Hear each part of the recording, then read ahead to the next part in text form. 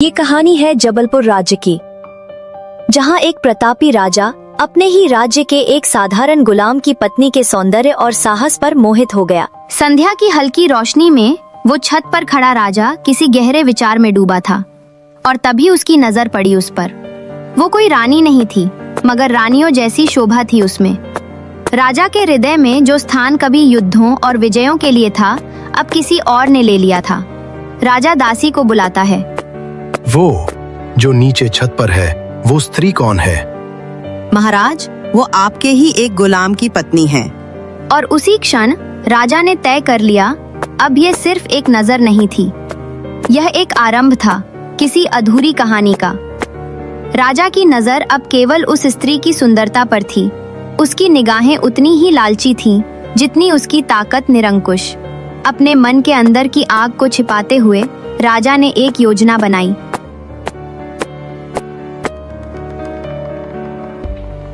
उस गुलाम को तुरंत बुलाओ, मेरे पास एक बहुत जरूरी काम है उसके लिए। पल भर में गुलाम दरबार में आता है, विनम्र और सिर झुकाए खड़ा है। आज्ञा दीजिए महाराज, यह पत्र अमुक देश के राजा के लिए है। तुरंत प्रस्थान करो और उत्तर लेकर ही लौटना, देर मत करना। गुलाम इस आदेश को एक सामान्य काम समझकर घर लौटता है।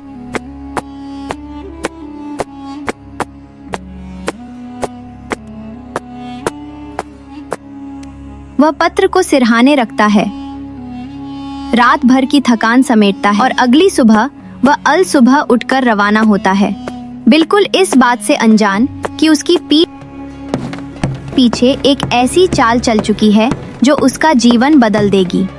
दिन चढ़ चुका है, घर के पास एक परछाई आकर रुकती है। राजा धीरे धीरे उस गुलाम के घर के दरवाजे तक आता है। दरवाजे पर दस्तक, टक टक टक। गुलाम की पत्नी भीतर से। कौन है?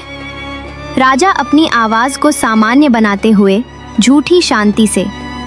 मैं राजा का एक दूत हूँ, महाराज ने मुझे भेजा है कुछ जरूरी बात करने।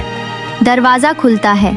गुलाम की पत्नी बाहर देखती है, चौंक कर विनम्र स्वर में। राजा का दूत, कृपया भीतर पधारिए। राजा भीतर प्रवेश करता है।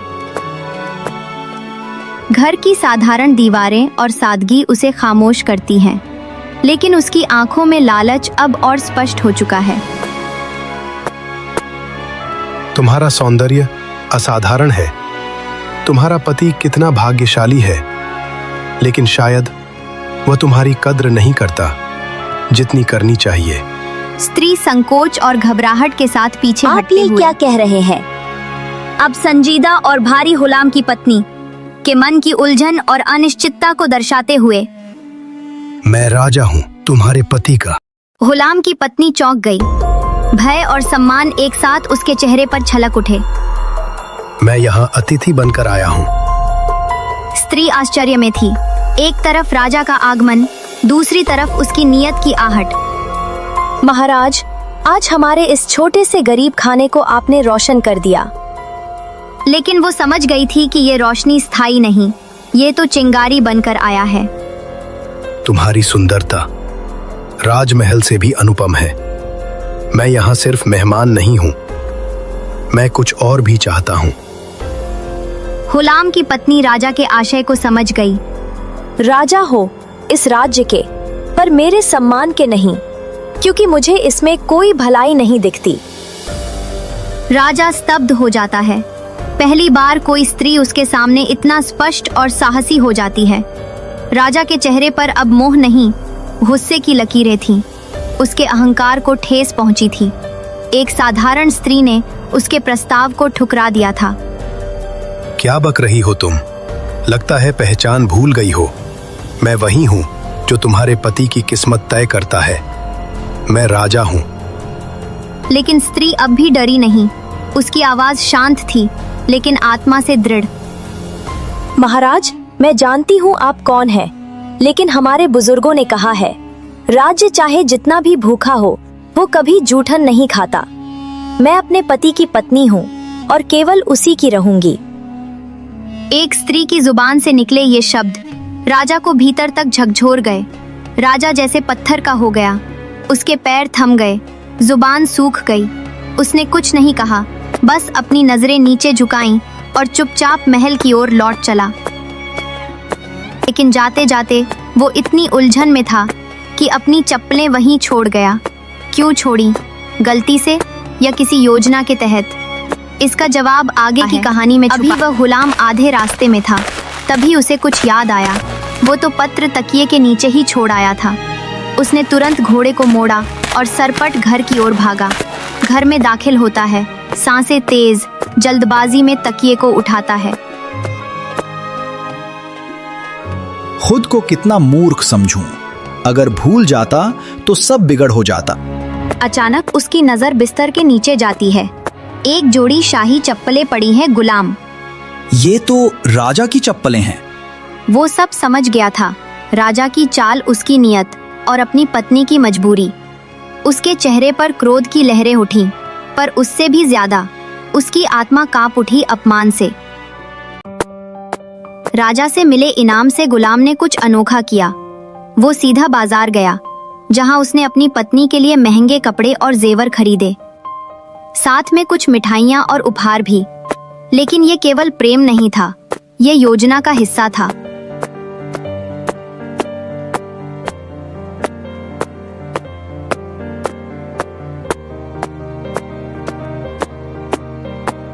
गुलाम हाथ में थैले लिए घर में प्रवेश करता है।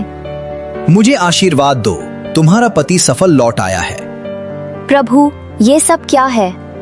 राजा ने इनाम दिया है 110 दीनार। मैं चाहता हूं कि तुम ये वस्त्र पहनो और अपने मायके में जाकर अपने परिवार को बताओ कि तुम्हारा पति कितना सम्मानित हुआ। पत्नी ने मुस्कुराकर हामी भरी। वो नहीं जानती थी कि उसके पति की आंखों के पीछे कोई और ही तूफान था, एक ऐसा तूफान जो अभी शब्दों में नहीं था। जैसी आपकी इच्छा। पत्नी तैयार हुई। वो खुश थी, लेकिन गुलाम शांत था, असामान्य रूप से शांत, जैसे उसके भीतर एक ज्वालामुखी धीरे धीरे गर्म हो रहा हो। पति का व्यवहार रहस्यमयी था। पत्नी अकेली ससुराल से मायके भेजी गई, और अब भाई और परिवार जवाब में। कुछ तो बात थी जो छिपाई जा रही थी।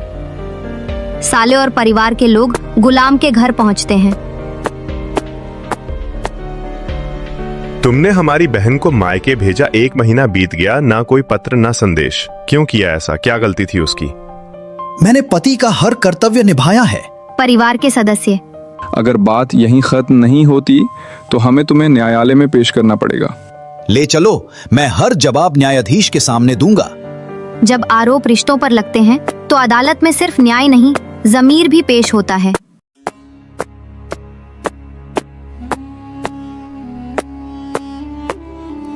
ईश्वर महाराज को सुरक्षित रखे और न्यायाधीश को सत्ता में बनाए रखे।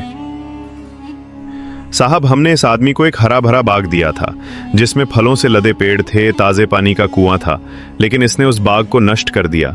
सारे फल खा गया, पेड़ों को काट दिया, यहाँ तक कि कुएं को भी अवरुद्ध कर दिया। न्यायाधीश, हाँ बेटा, अब तुम बताओ, इन बातों का तुम्हारे पास क्या उत्तर है? मालिक, जो बाग मुझे सौंपा गया था उसे मैंने पहले से भी बेहतर हालत में लौटाया है। फल नहीं खाए, फल दान किए, पेड़ नहीं काटे और लगाए, कुएं को दूषित नहीं किया, बल्कि उसमें अपना स्वाभिमान छोड़ आया हूं। कभी कभी इंसान बगीचा इसलिए नहीं छोड़ता कि वो खराब था, बल्कि इसलिए कि वहां अब डर बस चुका था। न्यायाधीश, तो बताओ गुलाम, तुमने इतना सुंदर बगीचा क्यों छोड़ दिया? मालिक, मैंने न तो द्वेष से बाग छोड़ा, न ही किसी नाराजगी से। एक दिन जब मैं बाग में गया तो वहां शेर के पंजों के निशान मिले। मैं डर गया कि कहीं वो शेर मुझे न खा जाए, इसलिए शेर का सम्मान करते हुए मैंने वो बाग छोड़ना बेहतर समझा। राजा धीरे से उठाता है। उसकी आंखों में पश्चाताप और गौरव है। मेरे गुलाम, अब तुम शांति और संतोष के साथ अपने बाग में लौट जाओ, क्योंकि असली मालिक वही होता है जो डर को पहचान कर भी इज्जत से रास्ता चुनता है। शेर आया तो था, लेकिन कुछ बिगाड़ न सका, क्योंकि जिस बगीचे की दीवारें सम्मान, संयम और चरित्र से बनी हों, वहां शेर भी भूखा लौट जाता है। न्यायाधीश, कसम उस मालिक की, इतनी मजबूत दीवारें मैंने किसी बगीचे की नहीं देखी। न कोई पत्ता टूटा, न फल गिरा, न निशान पड़ा। वो शेर आया जरूर था, पर खाली हाथ लौटा। गुलाम चुपचाप मुस्कुराता है, सिर झुकाकर प्रणाम करता है। गुलाम अपने घर लौट गया, पत्नी भी वापस आ गई और किसी को कभी पता नहीं चला कि असल में क्या हुआ था, क्योंकि कुछ राज होते हैं जो बगीचे की मिट्टी तक ही रहने चाहिए।